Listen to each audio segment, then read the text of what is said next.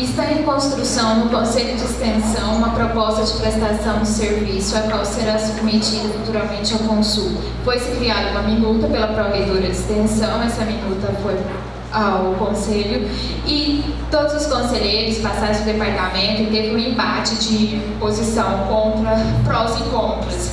E agora está novamente uma ampla discussão para essa implementação, para a sua formalização. Qual a posição de ambas as chapas sobre o tema hoje e no Consul?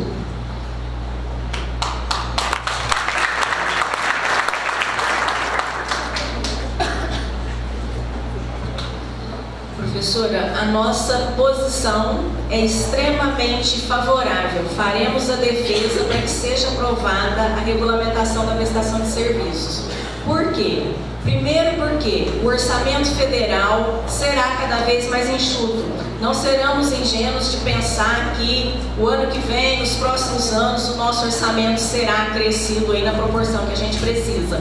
Cada vez mais as universidades terão que buscar alternativas de captação de recursos e de sustentabilidade. E nós temos dentro da universidade uma expertise muito grande, que as empresas não têm, que outros setores não têm. As cabeças pensantes, aqueles que produzem o conhecimento, estão dentro da universidade. Por que não prestarmos esse serviço para a sociedade e recebermos por isso? Sou completamente favorável, farei essa defesa incondicionalmente no Consul para que essa regulamentação seja aprovada.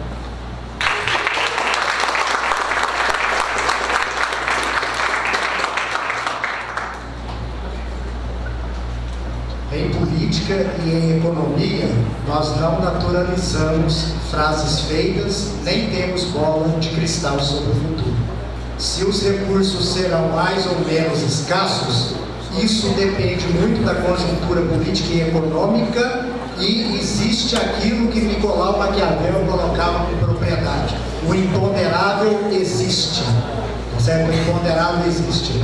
Então vejam bem, no Conselho de Extensão, essa prestação de serviços, nós precisamos pensar duplamente a política de extensão no seu sentido geral para a universidade, e ela é importantíssima na sua inter-relação com a comunidade externa, porque isso impacta no funcionamento da sociedade e isso traz contribuições essenciais para a sociedade.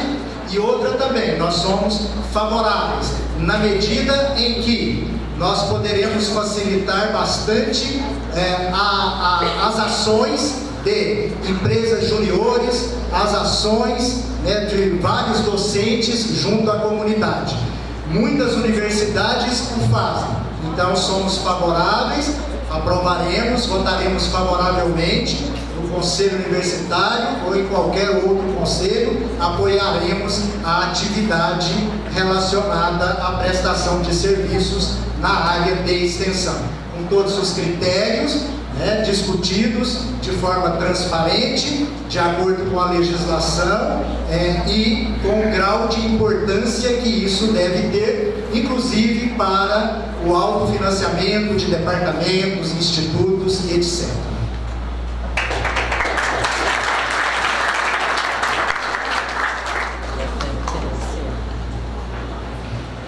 Aline Alves.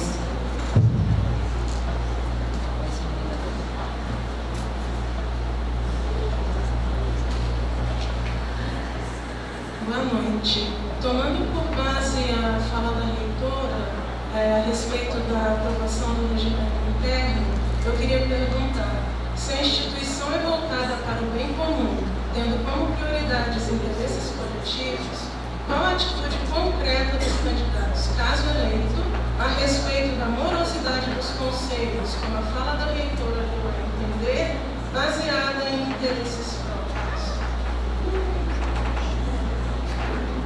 Foi direcionado.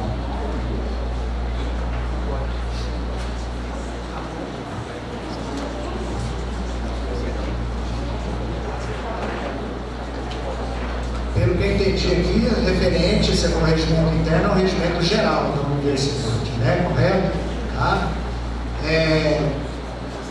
A ação concreta nossa, caso venhamos à eleição, será uma ação pautada no diálogo com os conselheiros e no embate político e administrativo de reuniões sistemáticas do Conselho Superior. Não há outro caminho senão o de enfrentarmos realmente essa questão. Não adianta que nós ficarmos jogando a culpa apenas numa comissão de revisão do regimento geral. Esta não é a questão.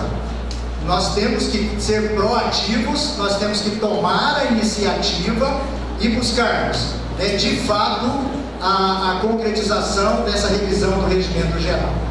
Ele é realmente complexo, ele tem as suas dificuldades, mas não dá para a gente ficar aqui jogando culpa em um ou em outro, correto? Então vejam bem, nos primeiros dias de nossa gestão, nós já trabalharemos junto ao Conselho Universitário, a revisão de alguns critérios e, sobretudo, a formalização e concretização das assembleias que estavam previstas, que infelizmente ainda não ocorreram, porque essas assembleias também são importantes para que a comunidade universitária discuta as questões do regimento geral e o Conselho Universitário faça a reflexão sobre as mesmas, e é uma ação política, é uma ação administrativa e de prioridade da forma de condução do processo.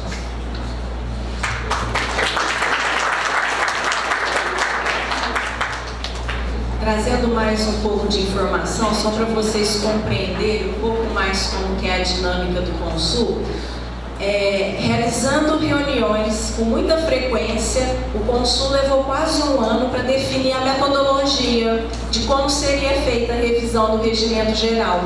Quase um ano para decidir como, quais os passos, quais etapas. Tudo é muito discutido, muito refletido, muito moroso. Depois de quase um ano, tudo muito dialogado, depois de quase um ano definiu-se a metodologia.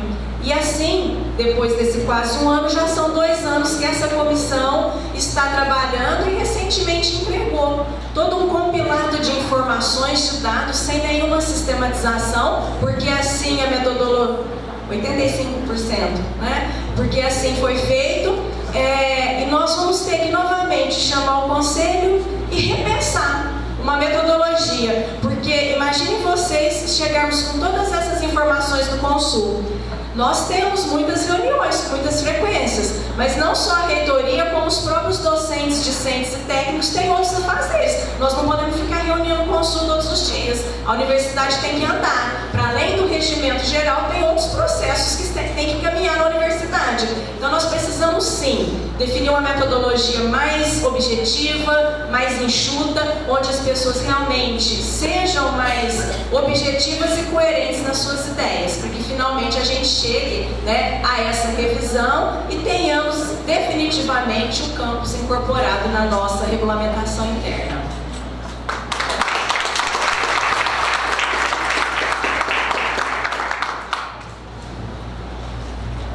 Larissa Rodrigues.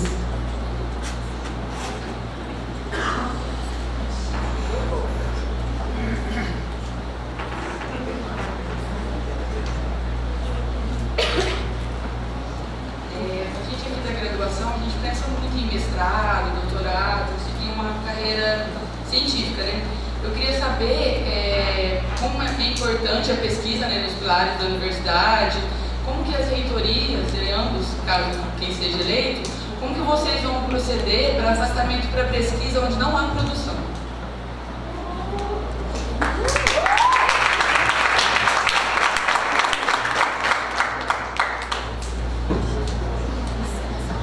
Olha, Larissa, você tocou num ponto extremamente importante para uma universidade. Se somos universidade, é porque nós temos que produzir, nós temos que pesquisar, nós temos que publicar. E para que a gente tenha esse caminho percorrido na universidade, todos nós temos que nos dedicar a isso. Lembrando que o docente, especialmente o docente em dedicação exclusiva, ele traz a responsabilidade de fazer ensino, pesquisa e extensão. Então a pesquisa é uma das pernas importantíssimas da produção de um docente.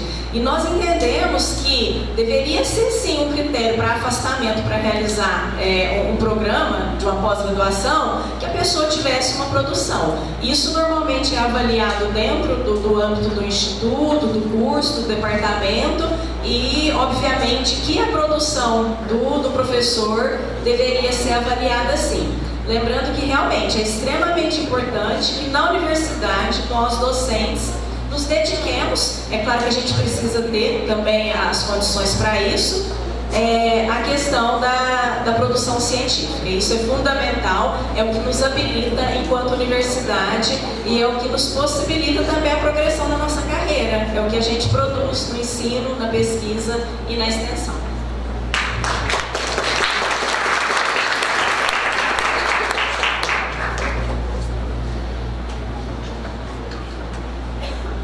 Universidade é o lugar da diversidade. Se ela é o lugar da diversidade, e nós temos ensino, pesquisa, extensão, nós temos gestão também. Se produz muito por áreas. Determinadas áreas, você tem um produtivismo acentuado. Outras áreas, elas são mais limpas, mais reflexivas. Então isso é uma questão de respeito. De respeito à diversidade do sistema de produção dentro da universidade. Alguns docentes se dedicam mais à extensão do que à pesquisa. Outros se dedicam mais ao ensino. Não há uma hierarquia aqui de importância, de relevância. O que há e o que deve haver é um respeito à produção por áreas.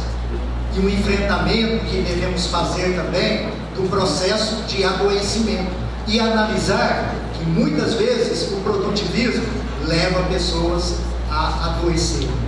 Ora, então vocês vejam que é importante a gente saber respeitar as áreas e analisar o impacto dessas produções para a sociedade. Qual o impacto dessas produções para a sociedade? O que é ciência?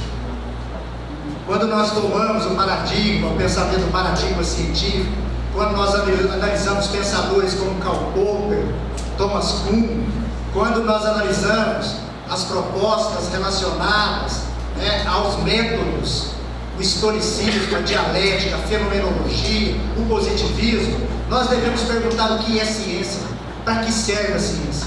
Aliás, vou dizer uma coisa para vocês, se fica criticando muita questão relacionada à produção, e depois eu vou fazer referência a um dado importante sobre essa questão produtiva.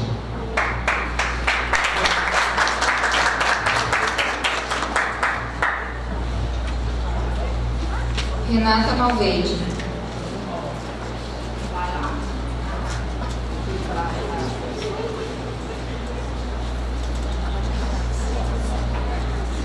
Boa noite a todos. Boa noite, candidatos. Meu nome é Renata, eu sou representante e coordenadora da Coordenadoria de Pesquisa e Pós-Graduação do campus de Iturama. E nós temos o privilégio de ter a predominância de termos todos os professores doutores. Investimos esse ano em instrumentos e inscrições de iniciação científica, onde nós temos 19 bolsistas, fora dos projetos contemplados.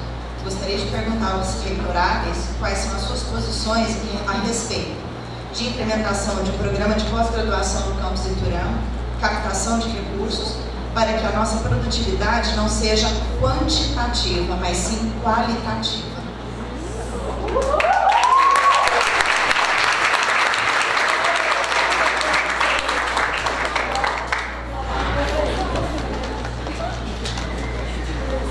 Nós temos que olhar a vocação dos docentes aqui de Iturama. Se grande parte deles é dedicada à questão da pesquisa, ela tem que ser apoiada primeiramente com infraestrutura, apoiada inclusive além da capacitação em laboratórios de pesquisa, que de fato precisam existir. Para isso nós temos que ter espaços, para isso nós temos que ter planejamento, para isso nós temos que ter inclusive uma equipe de assessoria né, a criação, e não só a criação, mas a manutenção dos cursos de pós-graduação. Nós tivemos recentemente na sede, né, cursos de pós-graduação que caíram, tiveram as suas notas rebaixadas, né, pela CAPES. Nós estamos aí ocorrendo o risco de ter cursos descredenciados. Então nós precisamos de analisar de forma transparente o que está ocorrendo na nossa universidade. O que está acontecendo? Muitas universidades têm uma equipe de assessoramento. Nós precisamos de prever os problemas da pós-graduação. Além de apoiar a criação, e nós apoiaremos, nós precisamos também de ter uma estrutura de uma avaliação prévia e de um apoio incondicional aos cursos para que eles se mantenham. E isso a gente faz com ações administrativas, isso a gente faz com infraestrutura, e isso a gente faz também facilitando a participação de nossos docentes em eventos nacionais e internacionais.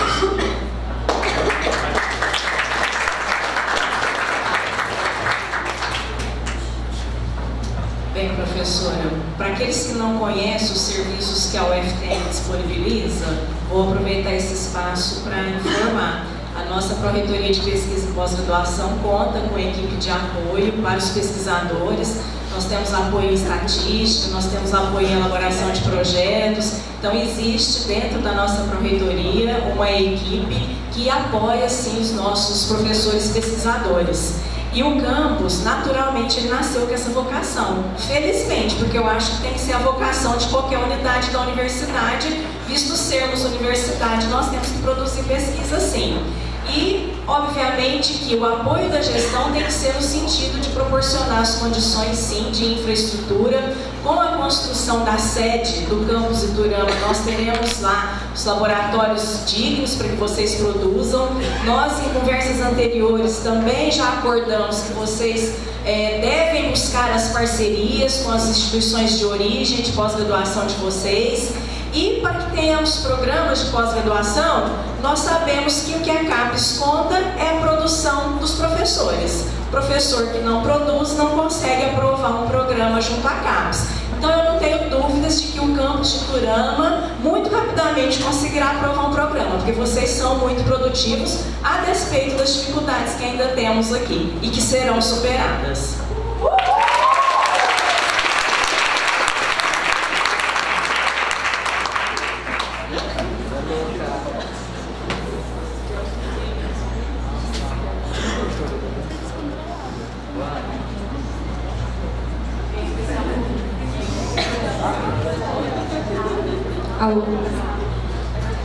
Nós queremos pedir especialmente para a primeira fileira conter risadas e sarcasmos durante o debate, senão a gente vai precisar suspender as atividades. Tá?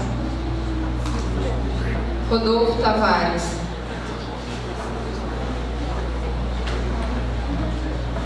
Peço que respeitem também a comissão eleitoral, que é a organização máxima desse evento, deve ser respeitada.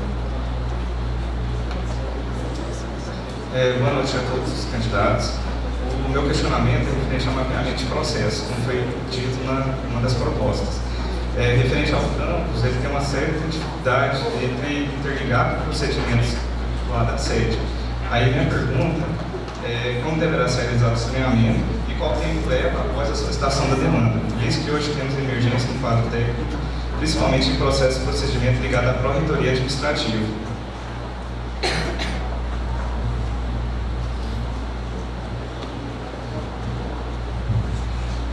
O mapeamento de processos é uma ação que nós iniciamos em diversas áreas da universidade desde o início da nossa gestão e nós temos evoluído bastante nesse sentido. Com a implementação do campus de Iturama, nós temos que ter um alinhamento dessas ações e uma aproximação maior com a sede, no sentido de que esses processos sejam mais ágeis e mais resolutivos. Uma das nossas propostas, eu até salientei aqui, é uma uma capacitação, desenvolvimento para os profissionais técnico-administrativos, no sentido de alinhar as práticas administrativas e gerenciais entre 7 campos. Eu penso que dessa maneira nós conseguiremos resolver alguns entraves e dar maior celeridade ao processo. E aproveitando a sua fala, quando você diz em relação a quantitativo de pessoal, foi apresentado aqui que foi pactuado no MEC um número maior, tanto de docentes quanto de técnicos, do que aqueles que efetivamente nós temos hoje.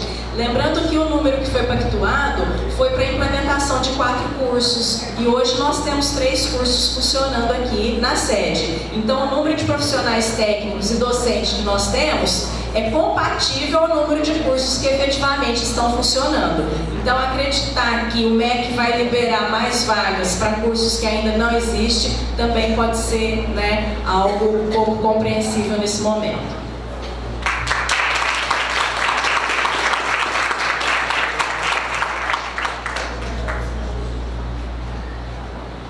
Acho que o primeiro passo é que nós temos que melhorar o mapeamento de processos, a administração e a gestão na sede. Senão nós continuaremos a copiar ou a reproduzir muitos dos nossos problemas administrativos que nós temos lá. Por exemplo, um deles diz respeito ao dimensionamento da força de trabalho.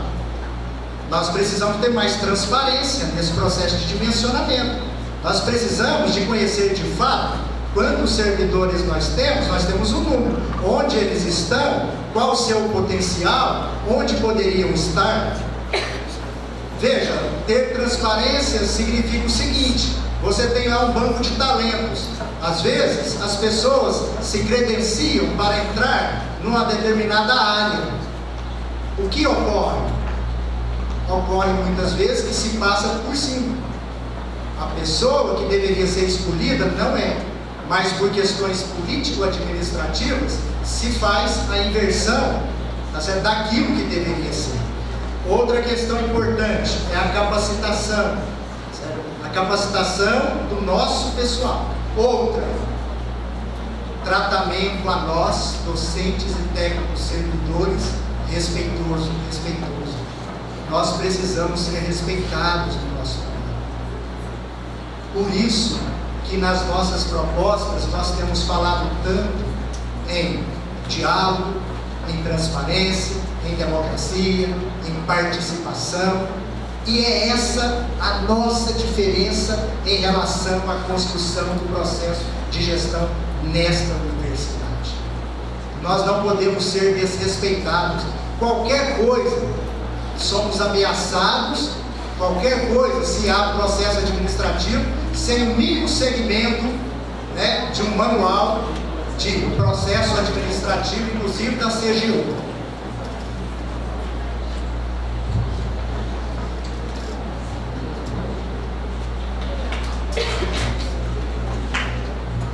Carla Priscila.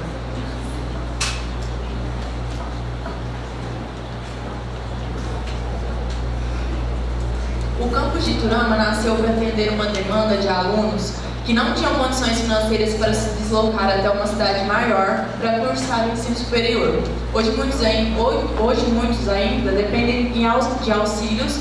As entrevistas são rigorosas. Qual é a proposta para atender o maior número de alunos que realmente precisam, sabendo que, segundo um panfleto que você tem em mãos, os alunos de Uberaba, além de receber auxílio alimentação, também deverão ter maior desconto no restaurante universitário?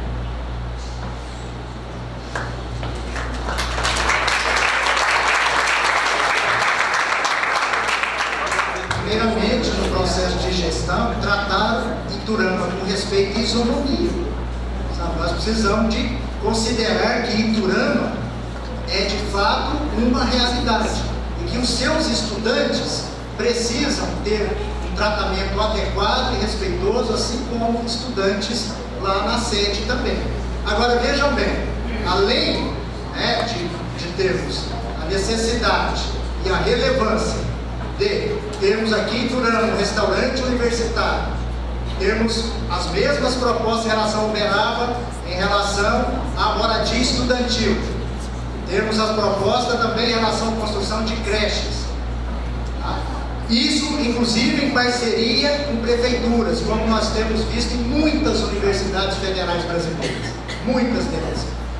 De fato, funciona. Certo? Então, os estudantes aqui de Iturama, em termos de bolsas de iniciação científica, bolsas de extensão, em termos de auxílios, tá? Precisam ser respeitados e precisam realmente de todo o nosso apoio. Para isso existe a política, o Programa Nacional de Assistência Estudantil. Mas para além do Programa Nacional de Assistência Estudantil, que tem na sua própria política a obrigação e os recursos para a implementação desses auxílios, nós temos também que buscar parcerias. Por exemplo, nós temos várias alternativas para diminuir o preço do RU, porque nós na UFTM, na Uberaba, temos o RU mais caro do Brasil. Certo? E nós vamos apresentar essas propostas para vocês, inclusive, durante este debate, ainda que seja no final.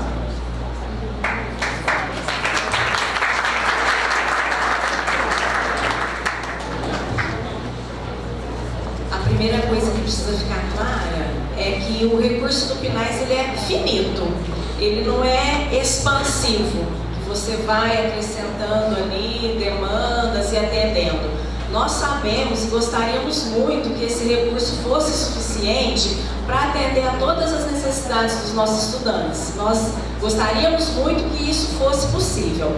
Por isso, nós não propusemos e nem proporemos subsidiar refeição para aqueles alunos que eventualmente têm uma condição um pouco melhor e podem pagar a sua refeição. Todos os nossos estudantes que estão inseridos no programa de auxílio estudantil recebem 100% de subsídio. E isso nós vamos manter. Nós damos a garantia que nós não vamos tirar de vocês que estão no programa para subsidiar a refeição para aqueles outros estudantes que eventualmente podem pagar. Lembrando que o nosso RU realmente ele não tem o menor preço, mas ele não é o RU mais caro do Brasil, e que nós temos até representantes aqui nessa mesa que são representantes da comissão, inclusive fiscal de contrato há muitos anos do RU, e não conseguiu apresentar ainda uma solução para baratear o nosso RU. Não sei se daqui para frente essa solução aparecerá, visto que desde 2012 a pessoa faz parte da comissão e não conseguiu contribuir para isso. E quando se fala em parcerias com a Prefeitura Municipal, inclusive para a questão de creches, essa proposta foi colocada mesmo em Uberaba e um estudante nosso consultou o prefeito de Uberaba e ele nem sequer sabe disso. Então fazer compromisso com uma pessoa, uma outra instituição que mal também tem dado conta das suas contas, eu acho um tanto quanto temeroso acreditar nisso.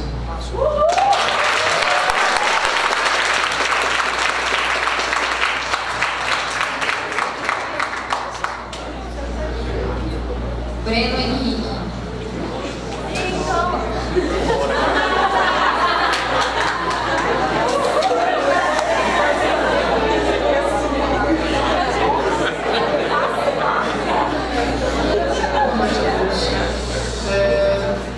Se eu estou certo, por favor, qualquer coisa me corrijam, mas eu acho que grande parte dos atores que estão aqui hoje participaram do embrião do campus, certo?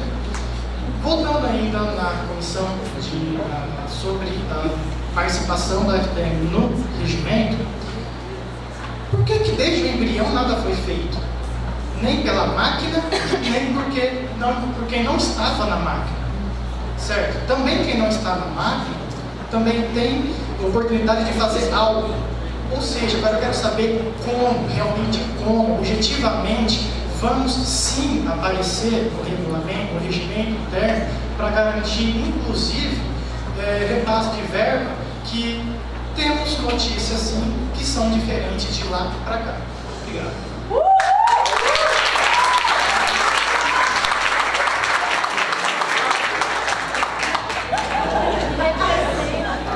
Professor, como eu disse, o campus ele foi pensado desde 2005, quando da transformação da nossa instituição em universidade. Efetivamente, ele só veio acontecer 10 anos depois. E quando o campus foi implementado, esse regimento geral ele já estava escrito e simplesmente com uma breve sinalização, um representante do campus fora de sede. É a única menção que se faz ao campus no nosso regimento, é esse item, na composição do Conselho Universitário, onde se diz um representante do campus fora de sede.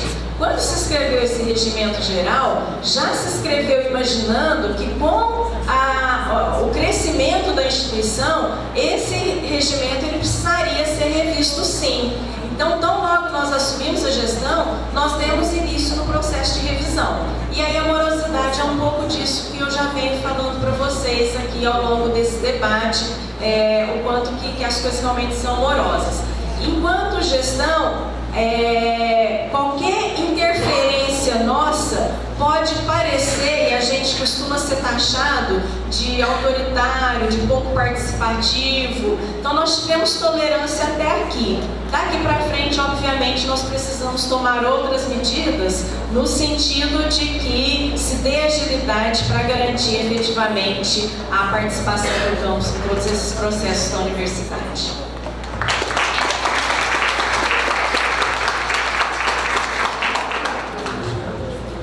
Creio que uma das primeiras questões, professor, que a gente precisa saber é o seguinte: já há muitos anos, então já era para vocês participarem efetivamente dos conselhos.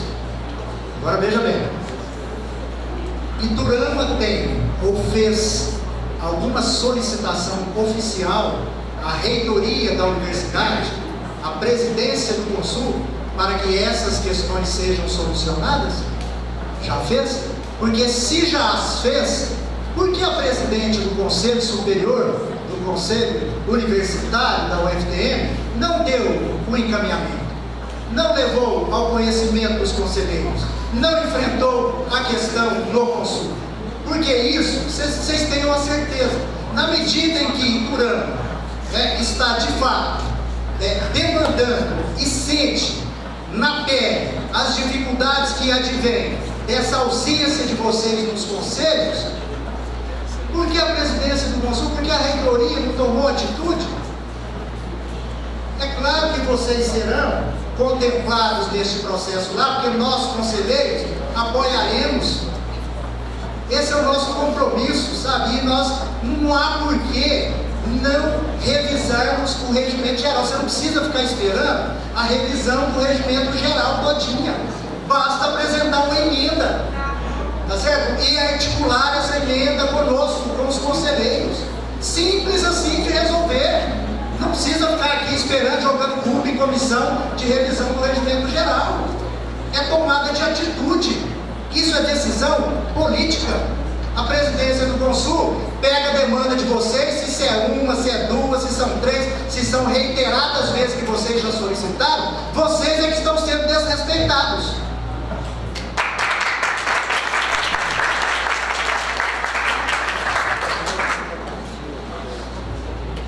Richard Gabriel.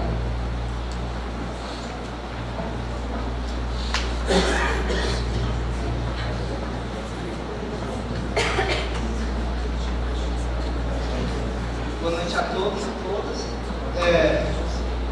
Gostaria de saber, que coloca a dúvida simples, gostaria de saber, já que sobre as atividades experimentais do campus de Iturama, já que as mesmas dependem de uma melhor infraestrutura e tudo mais.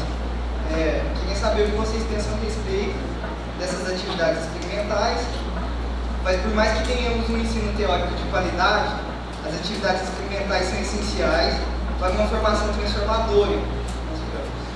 E por mais que essas atividades estejam sendo pensadas futuramente, com a construção da sede, eu gostaria de saber o que vocês pensam a respeito no atual presente, no momento. Mas isso ainda vai demandar tempo até essa sede ser construída. E algumas atividades a gente tem esse déficit, por exemplo, física, química orgânica, a gente tem esse déficit dessas atividades experimentais. Obrigado.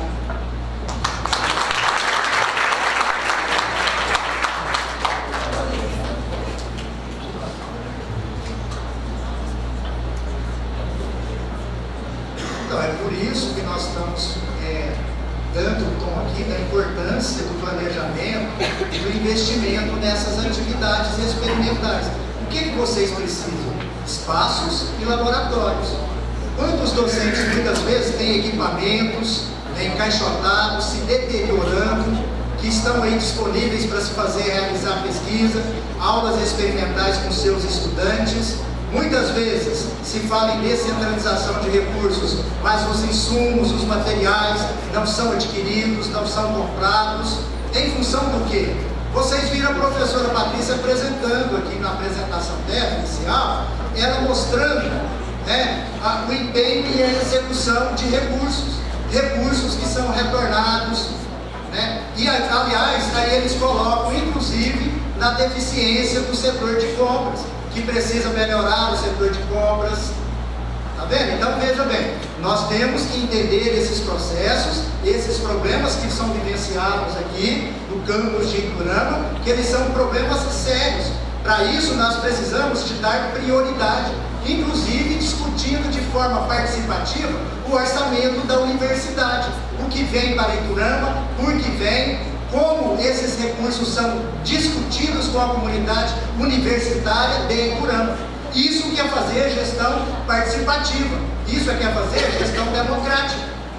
Não é? Quando nós discutimos o orçamento de forma transparente com a comunidade universitária. E aí priorizamos os recursos, sendo que os recursos são escassos. Mas para além do orçamento, nós temos várias outras alternativas, né? Parceria público-privada, como nós já dissemos aqui, emendas parlamentares, busca de recursos a Brasília com um plano de trabalho em mãos.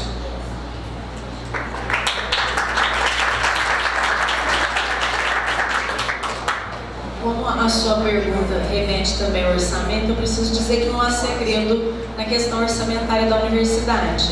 O nosso orçamento, parte dele vai para as despesas fixas, é como a casa da gente, nós não podemos deixar de pagar água, energia, internet, contas com terceirizados, com os insumos, e a outra parte ela é distribuída para o campus, para os institutos, seguindo um critério muito objetivo que não vem da nossa cabeça e não é segredo, até porque aqueles que quiseram conhecer, a gente apresenta todos os anos, então todos já tiveram oportunidade de conhecer como que a gente distribui esses recursos para os institutos. É a matriz orçamentária, a mesma matriz que o MEC utiliza para distribuir os seus recursos para as universidades. É matemático, é uma fórmula e ali tem algumas variáveis, então assim, não tem segredo, não tem falta de transparência, não tem nenhuma obscuridade.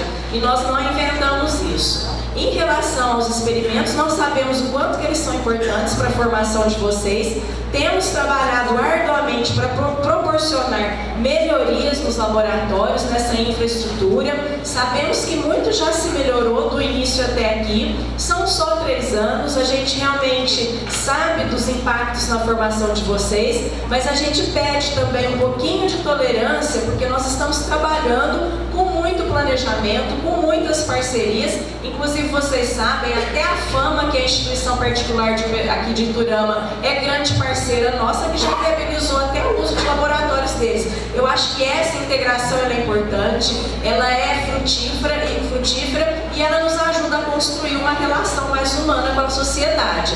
Então nós estamos trabalhando para isso e continuaremos buscando as parcerias até que tenhamos todas as condições para que vocês tenham o melhor ensino de graduação e no futuro a pós-graduação aqui em Iturama.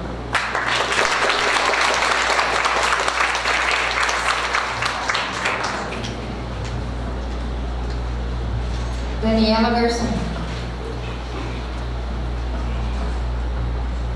Boa noite a todos.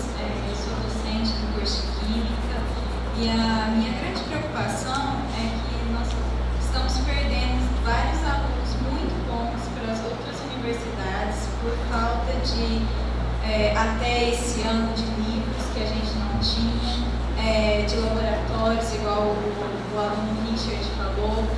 E quando isso eu não sei, eu gostaria de saber de vocês, quando pactua a abertura de um campus, de um curso para o MEC, só vem o número de vagas de técnico, não vem um orçamento destinado a montar laboratório, compra de livro, nada disso. E a nossa evasão no curso de Química é muito grande. aula para o 5º período, eu estou dando aula para 4 alunos. Então, a minha preocupação é muito grande, porque os alunos que teriam condições de estar nesse semestre sem perder os anos, eles foram embora por falta de oportunidade da universidade.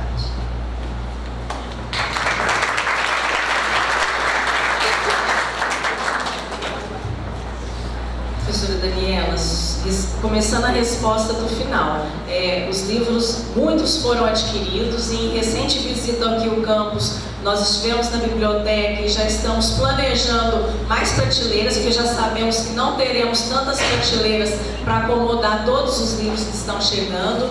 E para dizer que quando um curso é autorizado pelo MEC, nós temos a pactuação de vagas para docentes, para técnicos, e inicialmente um pequeno recurso é liberado. Então, quando vocês chegaram aqui no campus, vocês encontraram mesas, cadeiras, computadores, alguns equipamentos de laboratório, alguns livros. Isso, obviamente, foi recurso que foi liberado do MEC para isso. Nós sabemos que esse valor ele é muito pequeno diante das necessidades que um curso tem. Mas, infelizmente, essa é a política governamental, ou melhor, foi, né, nos últimos anos, com esse incentivo para expansão e a interiorização das vagas do ensino superior, houve um incentivo muito grande para se abrir cursos sem a contrapartida necessária do MEC para se dar as reais condições.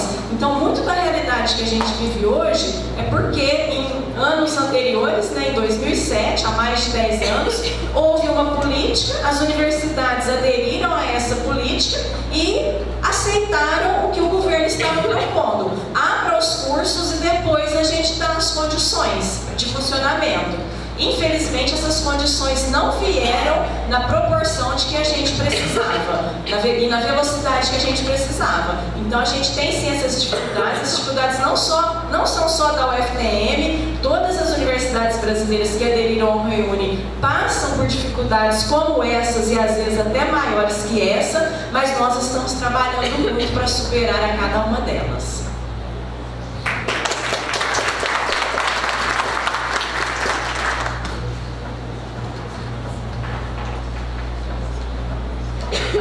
Bom, com relação aos recursos do Reúne, nós temos uma questão relacionada também ao planejamento, mas também às discussões com a comunidade universitária. Grande parte de nossos recursos do Reúne, eles estão empatados na sede de Uberaba. Eu vou dar um exemplo concreto para vocês. Escolheu-se, sem muita discussão e debate com a comunidade universitária, construir um prédio de 14 andares no Amadinho. O prédio é exclusivamente para pesquisa da área da saúde. Abrir um edital, ninguém, nem das humanas, nem das engenharias, né, foi dado o direito sequer de disputar uma área nesse prédio. Quando se diz aqui que as obras estão concluídas, esse prédio era para ter sido entregue pronto em fevereiro de 2012. Portanto, já passados quase 6 anos e meio, o prédio está lá ainda parado. E milhões de reais em equipamentos em deterioro. Então vejam que é uma questão de alocação de recursos. E nenhum desses andares desse prédio, 400 metros quadrados, se fala que ele vai ser, o edital já foi superado, porque já se passaram mais de 5 anos.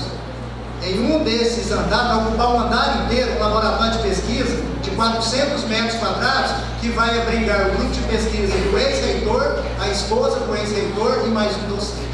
3. Que produtivismo é esse? Entendeu? Que meritocracia é essa? Por que é dessa forma? E nós precisamos do básico aqui para funcionar em Iturama e lá em Uberaba. Nós pedimos para que quem ainda não se inscreveu, que tiver interesse, que se inscreva agora, porque a gente vai encerrar as inscrições para garantir o tempo de resposta das inscrições que já estão feitas e a gente encerrar o debate no tempo previsto de 2 horas de questões. Essa parte do bloco 2 do debate. Jesse Nunes.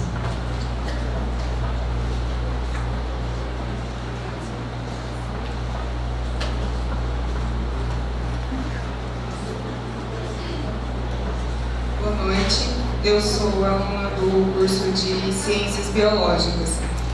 Eu gostaria de saber, visando que a reitoria atual frequenta diretamente o nosso campus, e a gente observa que muita coisa acontece em Uberaba. Eu gostaria de saber das duas chapas, se eleitos, o que seria feito para que os alunos do campus Iturama tenham mais voz na unidade geral.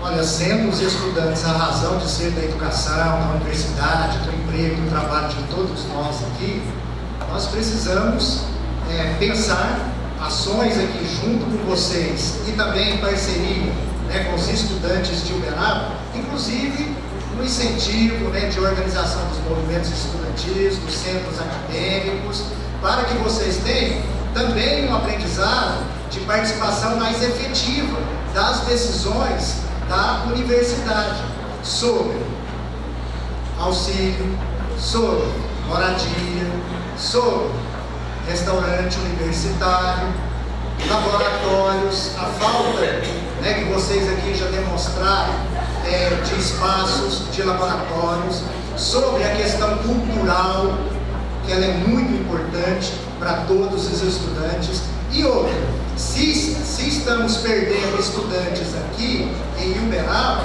nós temos que ter uma política mais efetiva de acolhimento por parte da Pró-Reitoria de Assuntos Comunitários e Estudantis, práticas esportivas, certo? Processos de acolhimento no sentido pedagógico, oficinas, seminários. Nós temos muita gente capacitada na área psicopedagógica dentro da universidade para trabalhar com os estudantes nesse sentido de construção de oficinas, de alternativas, de acolhimento, de análise da situação financeira de vocês e de ajuda também, de qualidade de vida, de adoecimento mental. Muitos dos nossos estudantes estão passando, né, por problemas sérios de saúde e precisa de toda uma atenção psicossocial, psicopedagógica. E com certeza estimularemos os estudantes de lá virem aqui e vocês irem até Uberaba nessa inter-relação participativa.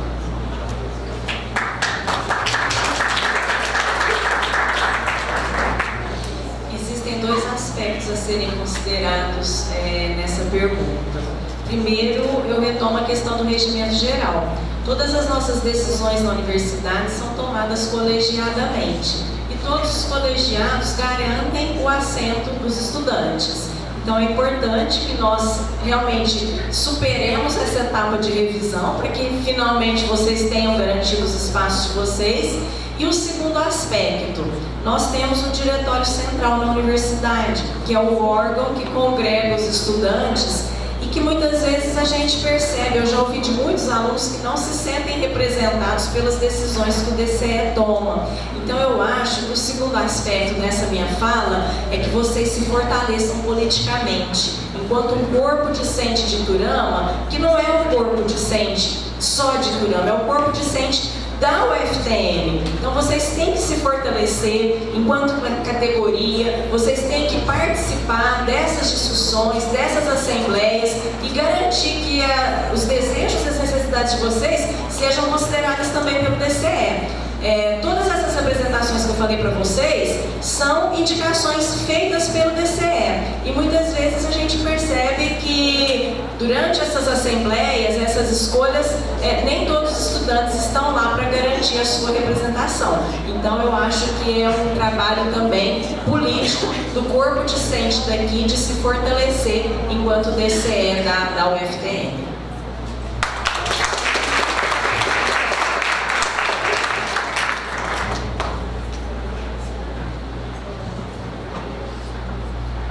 Joga Antônio.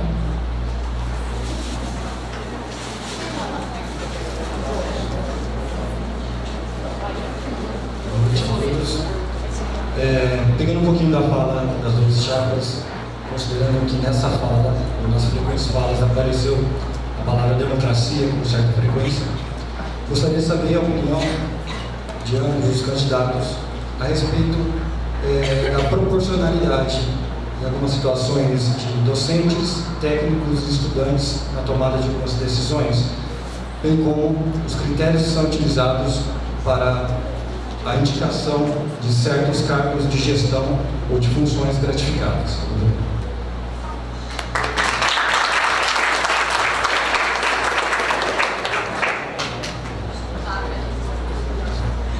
Eu não sei se eu entendi bem a sua pergunta. É a proporcionalidade de constituição dos conselhos, docente, discente, representante técnico administrativo.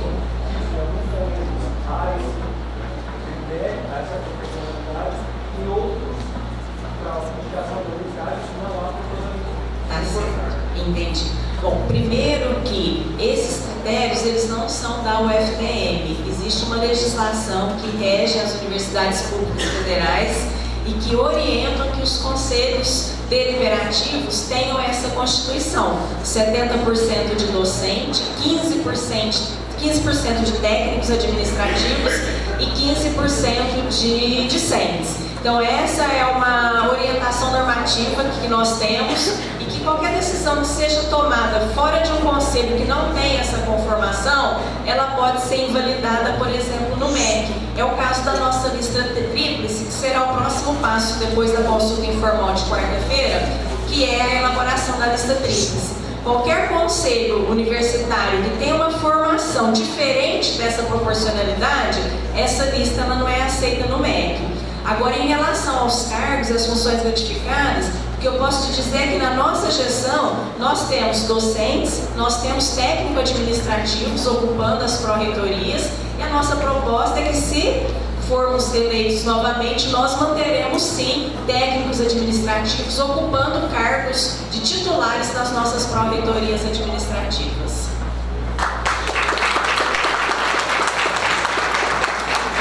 Professora, a senhora tem mais 10 segundos de resposta do pergunta dele. Tem ordem? Ok. De fato, nós temos uma questão legal, né, que inclusive ela consta na Lei de Diretrizes e Bases da Educação, né, da LDB, sobre essa proporcionalidade, participação de docentes, técnicos, discentes nos conselhos, né, da universidade. E isso é que, de certa maneira, fundamenta a legitimidade e a legalidade das decisões desses conselhos. Então, aí realmente nós nos esbarramos, né, numa questão legal. Tá? Agora, por outro lado, para determinadas comissões, para determinados comitês que nós podemos construir na universidade, nós podemos, sim, né, tomar decisão de ter alternativas ou de ter composições mais paritárias, sabe, com a participação de docentes, de técnicos, de discentes.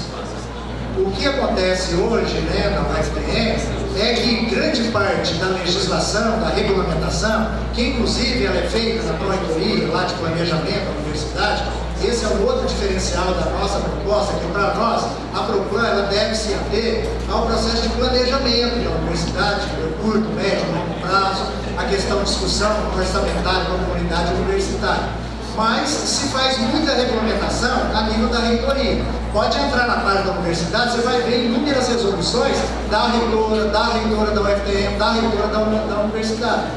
E isso não condiz de fato com a prática democrática.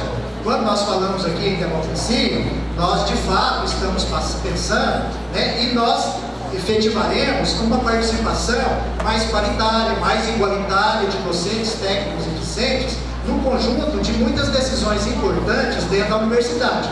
Com relação às funções gratificadas em cargos de direção, infelizmente, nós não temos transparência desse processo e a forma de escolha que é determinada pela reitoria, quem é que ela coloca como gestores dessas funções.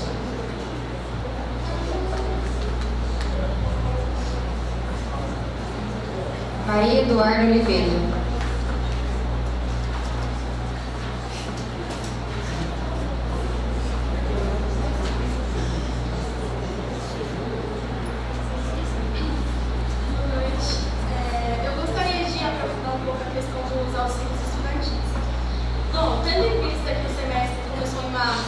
Nós já estamos em junho, e que para muitos alunos o auxílio é a base para a permanência na cidade, primeiramente, eu gostaria de saber qual é prática o que cada uma das chapas vão fazer para que o processo não seja tão lento, tão moroso. Por quê? No processo da matrícula, os alunos cotistas já têm que entregar um certo documento.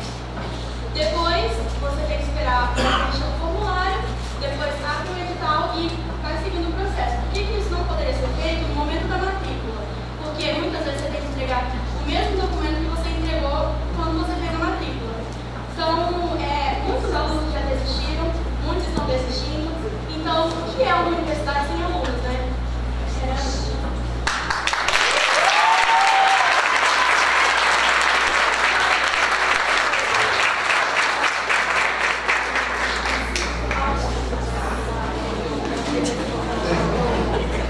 Pois é, imagina uma situação em que estamos perdendo alunos em função de uma morosidade burocrática. Gente, isso é uma decisão administrativa. Isso é uma decisão referente a uma capacitação dos servidores que trabalham, né, com os estudantes cotistas e que se preparam. Nós temos hoje na universidade um corpo de técnicos que eles têm competência e eles têm capacidade, são pessoas sérias, né, mas que precisam. Nós precisamos de ter tomada de decisões, inclusive de nossos gestores, né, de pró-reitores, da própria reitoria, no sentido de atacar imediatamente um problema como esse. Nós não podemos perder estudantes em função de uma morosidade em relação aos auxílios. Isso é inadmissível. Por mais que a gente procure uma justificativa para um fator como este, tá? Não há como nós ficarmos justificando. Por quê? Porque realmente nós não podemos tratar os nossos estudantes cotistas aqui de forma a penalizá-los e de forma a desestimulá-los. Nós precisamos ter um sistema de acolhimento e de resolução dessas questões, tá, a nível administrativo, de fato e sério, porque isso é administração, isso é enfrentamento, a busca da desburocratização, que é também uma das metas das nossas propostas no nosso plano de trabalho. Desburocratizar e veja, o estudante é tudo na universidade. Chega aqui o estudante cotista, aí em função de atrasos na análise de seus documentos, e você deixa de receber auxílio, atrasa o auxílio e muitos vão embora. Inadmissível.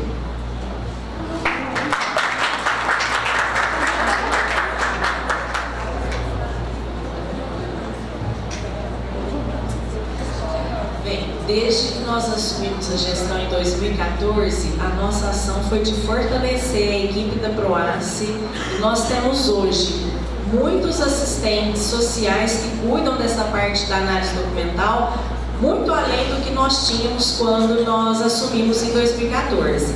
Obviamente que é um trabalho realmente árduo, sério. Nós temos as várias chamadas que em função do SISU, nós recebemos alunos durante praticamente 2 meses do início do semestre, e isso torna realmente esse trabalho lento. Como vocês viram aqui na nossa proposta, uma das nossas ações é fortalecer a equipe que atende ao estudante aqui no campus de Iturama. E nesse fortalecimento está prevista, obviamente, a contratação de mais assistente social, visto que são esses profissionais que fazem essa análise documental. Lembrando que a questão de vagas, essas vagas elas não existem no MEC, que você chega lá e fala, eu preciso de tantas vagas e trago.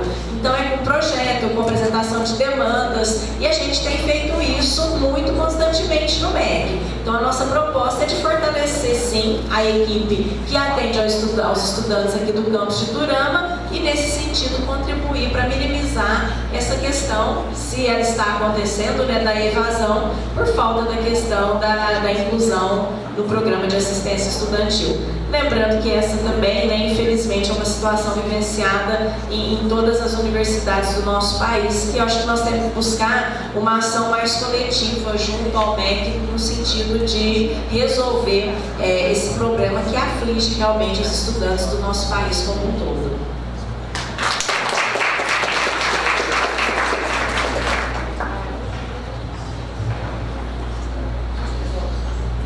Elizabeth Fonseca.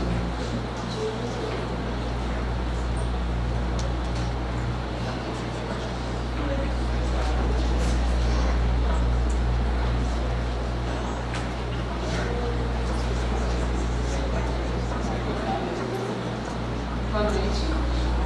Uma vez que foi se falado aqui em autonomia financeira e administrativa, que ambos os candidatos têm de proposta, uma vez que esses recursos dependem do governo e esse repasse é feito para o operário.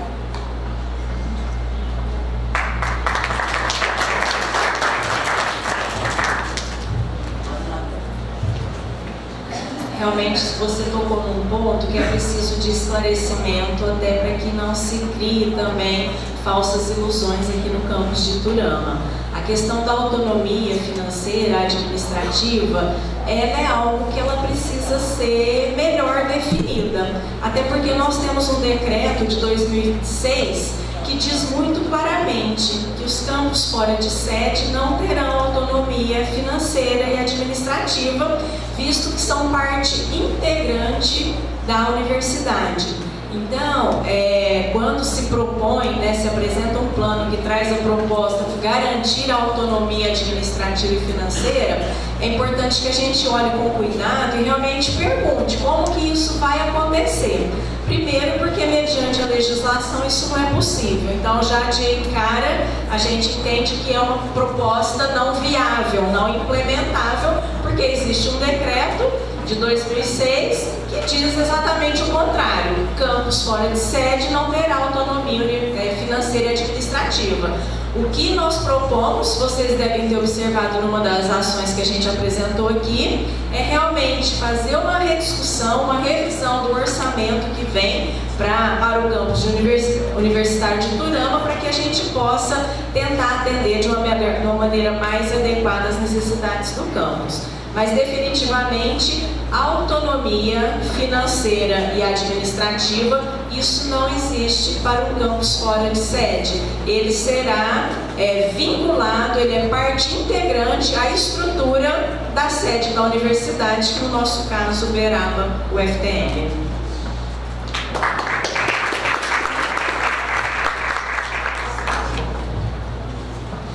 Ter autonomia administrativa e financeira significa, antes de mais nada, que nós acreditamos em vocês. Nós confiamos na capacidade de vocês tomarem decisões. Nós chamaremos vocês para a gente discutir de forma participativa o nosso orçamento. Eu estou aqui, por exemplo, vou buscar outros exemplos em universidades mais tradicionais, que têm muitos anos, mas que estão consolidadas assim, com muitos cursos há muitos anos. Mas, por exemplo, isso aqui é a proposta orçamentária, que é discutida inclusive no Conselho Máximo da Universidade Federal de Alfenas, que tem uma estrutura, que tem uma história que é um pouco parecida aqui da UFTM, que tinha poucos cursos. Hoje, a Unifal tem campus em Varginha, tem campus em Poços de Caldas. E nós temos uma outra prática aqui orçamentária, um orçamento detalhado, debatido, discutido com a comunidade universitária. Então, vocês terão esta autonomia administrativa e financeira neste sentido de uma participação efetiva com a reitoria. É um canal direto, sabe? Onde estão os recursos? De onde? Por quê? E outra, gente, a matriz OCC, Andifes, outros custeios e capital, isso é uma escolha da universidade, senão nós não teríamos uma autonomia universitária que é constitucional. Muitas universidades não adotam o critério da matriz OCC Andifes e buscam e constroem com a comunidade universitária outros cursos de distribuição do orçamento. É isso.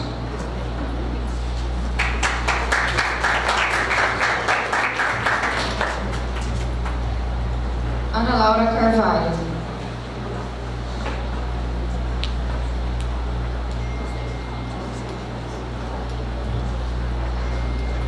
Eu gostaria de saber qual é a proposta das chapas para o campus quanto às iniciações científicas, como será distribuição de bolsas. Obrigada.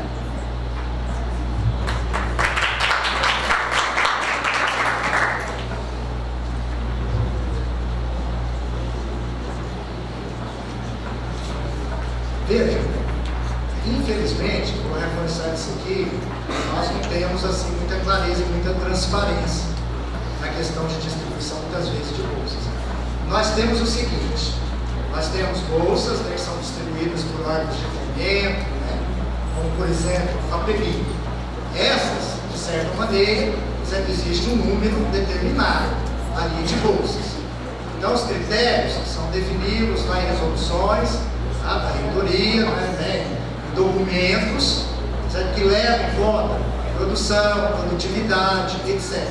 Mas nós podemos pensar, inclusive, aqui em critérios que levem também em consideração, tá, trabalhos em outros sentidos, relacionados, né, inclusive a extensão. Nós já tivemos discussão, inclusive, no Conselho de Pesquisa e Pós-Graduação, sobre esses critérios, sobre a forma, muitas vezes, de se distribuir, né, essas bolsas. Nós também precisamos de criar mecanismos e outras formas, né, de facilitar ou de apoiar bolsas. Por exemplo, através da Fundação de Ensino e Pesquisa. A FUNEP, né, que é a nossa fundação atualmente, ela tem sido deficitária.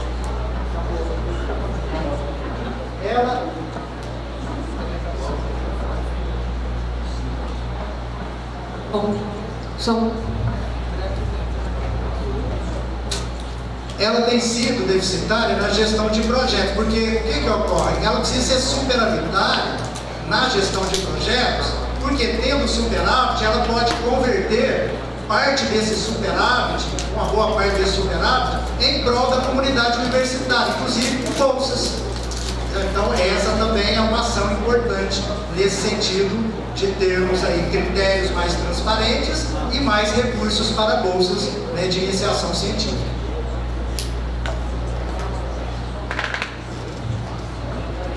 Bem, novamente eu preciso dizer que nós precisamos conhecer o funcionamento, como as coisas acontecem, quais os critérios que já existem. Outra coisa também é que nós não podemos misturar a extensão com a pesquisa, até porque nós temos as bolsas de extensão que já são disponibilizadas para professores e estudantes de acordo com seus projetos de extensão. Então, a iniciação científica, como a própria concepção da iniciação diz, é a oportunidade que um estudante tem, conduzido por seu professor pesquisador e que produz, para aprender a fazer pesquisa, e para isso ele recebe uma bolsa para conduzir o seu estudo. Então esses critérios são claros, são transparentes e dizem respeito sim ao quanto aquele professor orientador produz. Então os critérios vão muito ao encontro de qual que é a produção daquele professor pesquisador para que ele faça jus a uma bolsa de iniciação científica para o seu aluno. Então, as bolsas que são disponibilizadas pela UFTM, porque nós temos sim as bolsas da FAPEMIG, bolsas de outros órgãos de fomento, mas nós temos as bolsas que a universidade também patrocina para os nossos estudantes. Então existem critérios, esses critérios são muito claros, elas são divididas por institutos e para o campus, e um dos principais critérios é o quanto o professor orientador produz. E lembrando que, atendendo ao pleito dos estudantes de Iturama e dos professores, uma das vezes que eu estive aqui, nós já estamos mudando o regulamento da distribuição de bolsas, que antes, aluno que estava no último ano não poderia pleitear uma bolsa. Isso agora, atendendo ao pedido de vocês, já foi aprovado no Colegiado de Pesquisa e Pós-Graduação, e já nesse edital, estudantes que estão no último ano podem sim pleitear junto com seus professores orientadores e que produzem, pleitear suas bolsas de iniciação científica.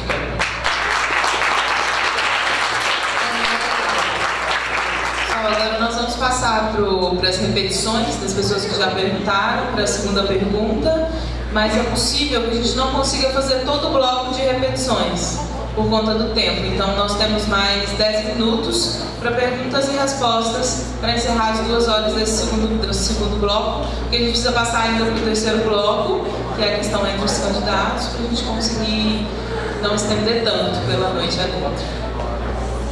Foi levantado até aqui pelos candidatos da qualidade dos servidores, tanto técnicos administrativos como docentes. Eu gostaria de questionar os candidatos se foi ou será levado em consideração os nossos servidores para a composição da gestão da chapa vencedora.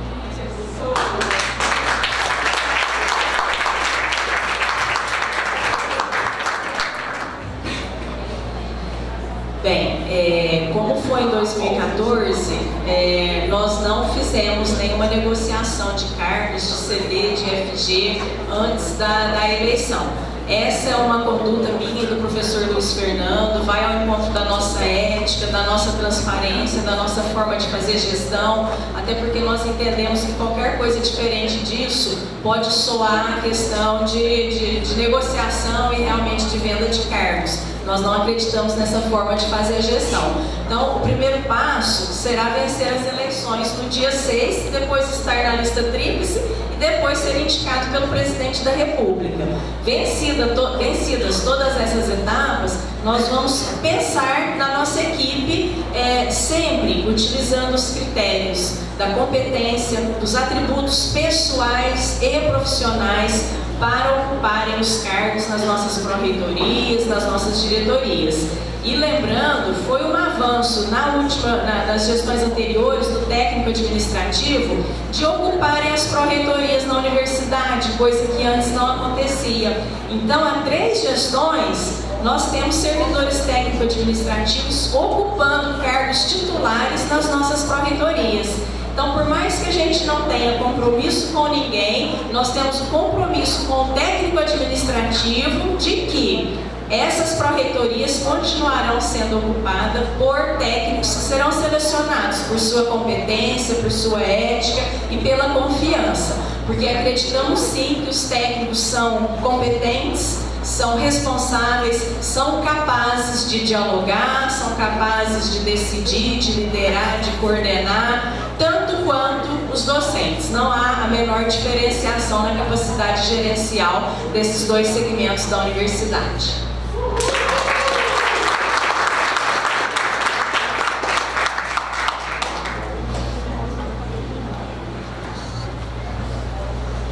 Sendo a política uma ciência, sendo eu professor de ciência política,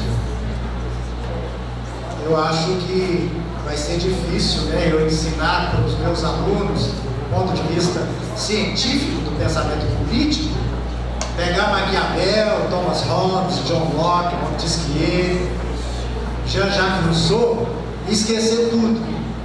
Por quê? Porque o que nós fizemos, muito distante de uma acusação, de qualquer negociação, foi uma construção programática. Foi uma construção democrática de propostas.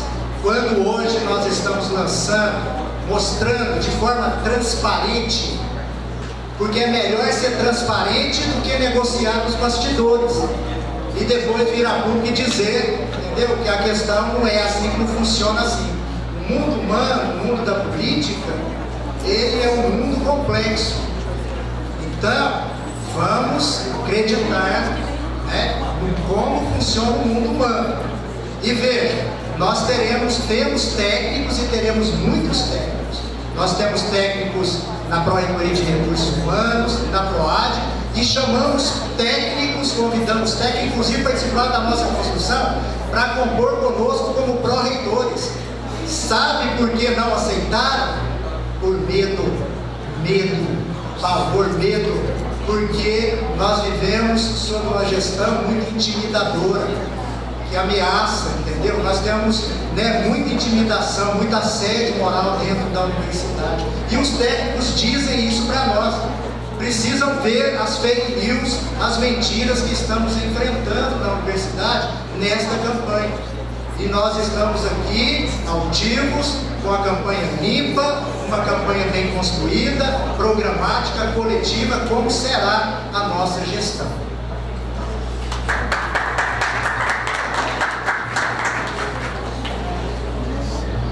Cassiano Rosa.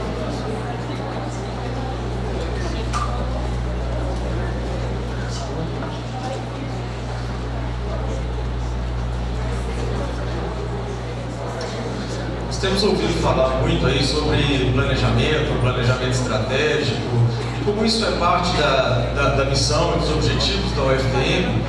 Eu queria, assim, me confunde um pouco e me pega um pouco como fazer esse planejamento junto com a agilidade. A gente também tivemos aí alguns exemplos de outras instituições que conseguiram muito dinheiro no final do ano, levando o projeto. Para isso a gente precisa de planejamento, para isso demanda tempo.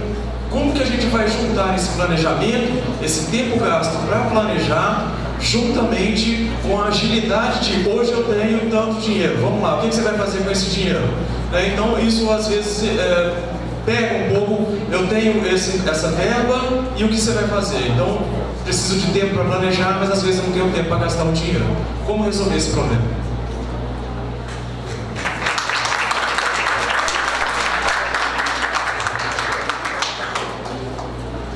Precisamos começar imediatamente um planejamento. Sabe por quê? Porque acontece o seguinte, vou dar um exemplo aqui para vocês. Nós estivemos no almoxarifado da universidade, um prédio lá da Marques Xerém. O aluguel lá é R$26 mil por mês. R$26 mil por mês. Se você pegar o prédio onde está a ProRH, R$20 mil por mês. Lá do almoxarifado faz 7 anos. Lá da ProRH em torno de 5 anos. Se você somar aí, multiplicar 7 anos por 26 mil atualizados, nós temos um gasto de mais de R$2 milhões. Por que há 7 anos atrás, 5 anos atrás, começou-se a fazer o planejamento? Onde está o nosso planejamento? Planejamento é isso. Então é melhor demorar um pouco agora, mas não sofrermos o que estamos sofrendo aqui em Turama, lá na sede, e fazer de fato o planejamento, do que ficarmos raciocinando em cima de que demora, de que é difícil, de que é moroso. É em função da falta do planejamento que nós pagamos um preço alto. Prédios que foram construídos com um critério, que eu não sei de onde foi tirado, de prédios flexíveis. Chamavam-se assim os prédios nossos. Vamos fazer prédios flexíveis. Aí os prédios flexíveis, você não contempla o ser humano. O Oscar Niemeyer já diz isso com propriedade. O espaço é do ser humano. Primeiro você pensa o ser humano, depois você faz o espaço. Porque no espaço você vai ter o ser humano. Aqui você faz flexível, aí depois você coloca o ser humano lá dentro. Aí você tem que quebrar tudo, reformar tudo, gastar mais recursos. Como por exemplo, já ouvi dizer, e a gente precisa certificar disso, de que a planta de vocês do prédio aqui, ela foi discutida com vocês, porque ela veio lá do Parque das Águas, é isso? Precisamos saber. Do Parque das Águas foi para a universidade a mesma planta. Aí de lá vem para Iturama. Vejam aqui o problema da falta de planejamento e de enfrentamento de forma coletiva nessa questão.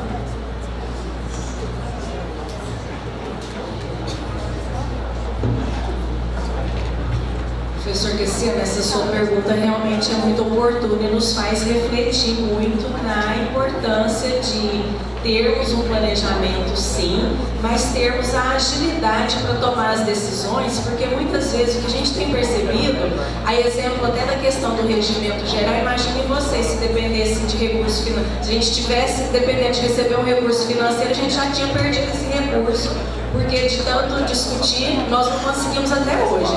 Então é importante o planejamento, sim, mas precisamos ter agilidade. E quando se fala aqui na questão dos aluguéis que a universidade paga, talvez muitos de vocês desconheçam, mas existe diferença entre recursos de capital e de custeio. Nós temos o recurso de custeio para pagar os aluguéis, mas nós não temos capital para construir prédios novos, para abrigar esses serviços. Então é muito importante. E não se pode direcionar recurso de uma rubrica para outra. Um gestor sério jamais faria isso. Então nós temos o recurso de custeio que nos possibilita pagar os aluguéis, mas infelizmente o nosso capital, e não só nosso, como de todas as universidades públicas federais, nos últimos 5 anos foi reduzido a 50%. Então hoje nós temos um capital, que é o recurso que possibilita construir, reformar, comprar equipamentos, ele hoje é 50% menor do que foi lá em 2014. Por aí vocês imaginam então, essa questão do planejamento. E, assim, é importante a gente observar também que, às vezes, quem muito fala em planejamento, em situação passada, teve que retornar para o MEC alguns recursos porque não conseguiu planejar o uso de pouco menos de 10 mil reais. Teve que devolver para o MEC. Então, é complexa mesmo essa questão do planejamento.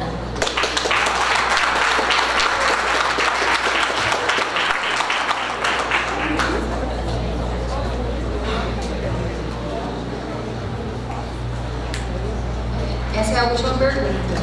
Larissa Rodrigues.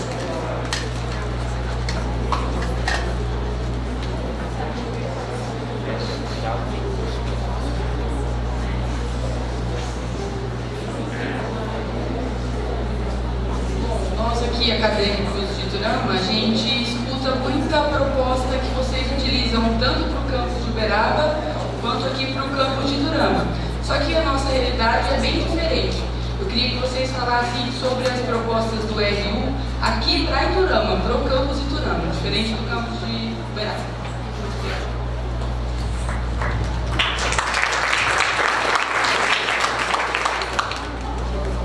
Bem, Larissa, enquanto nós estivermos ocupando esses espaços que não são próprios, é muito difícil pensar no RU para o campus de Iturama. Então, o nosso planejamento ele vai ao encontro, sim, de um futuro, né, no médio prazo, quando, em espaço próprio, nós teremos a condição de construir, de edificar um restaurante universitário para o campus de Iturama.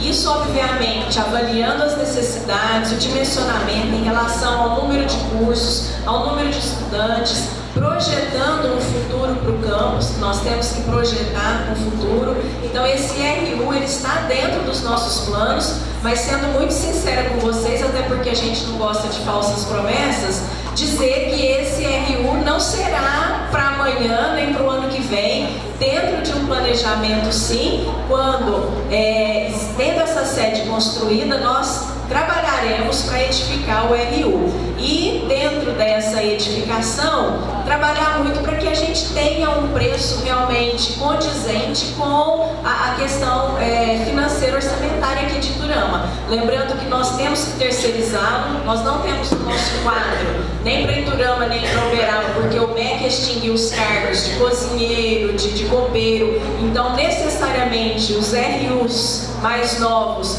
precisam de terceirizar essa força de trabalho, e dentro dessa perspectiva e com a experiência que a gente vem aprimorando cada vez mais em Uberaba, de ter o RU aqui em Iturama funcionando da melhor forma possível.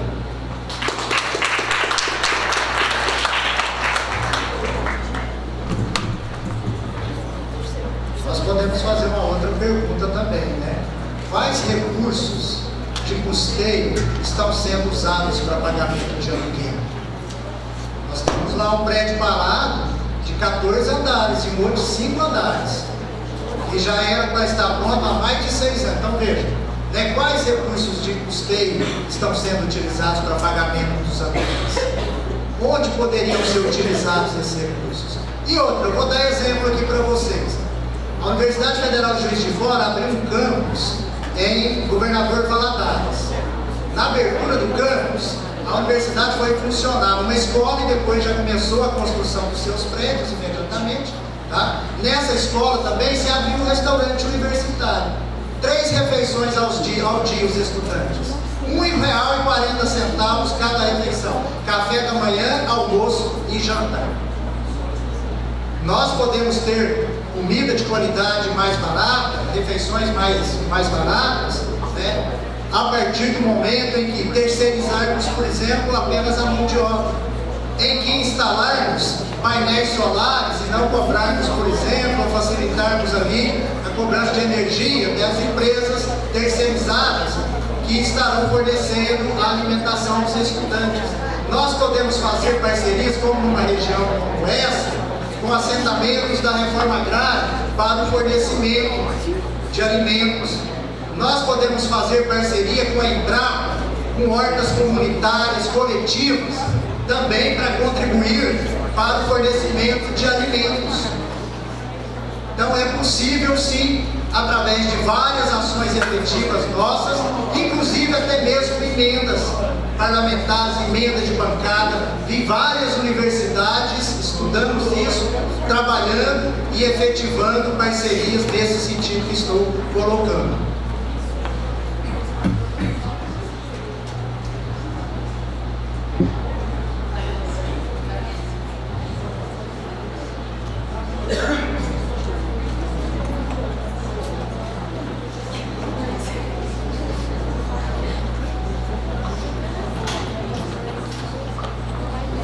Bom, ficamos encerrados agora esse segundo bloco de perguntas aos candidatos e agora passamos ao terceiro bloco, em que cada chapa, cada candidato vai poder se dirigir ao oponente para fazer 2 questões cada.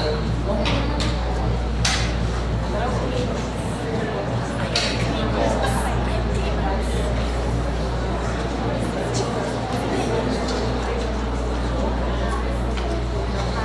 Bem, já ficou muito claro, todos vocês conhecem a história da UFTM, nós crescemos de 2005 para cá, de 3 para 25 cursos na sede. Esse crescimento, como eu disse para vocês, foi dentro da política do Reúne, que dizia, abre os cursos, traga os alunos e traga os professores, a gente vai liberando os recursos para as edificações dos espaços físicos. Foi dito aqui, na apresentação da outra chapa, que a universidade gastou em 2016 em torno de 1.300.000 com aluguéis. Realmente gastamos, porque nós crescemos de 3 para 25 cursos. Eu pergunto ao professor Fábio como que ele faria para acomodar esses serviços, esses novos cursos, esses alunos, professores e técnicos que chegaram, considerando que a estrutura da universidade era uma estrutura pequena, antiga, sem capacidade de acomodar o crescimento de mais de 700% na nossa universidade.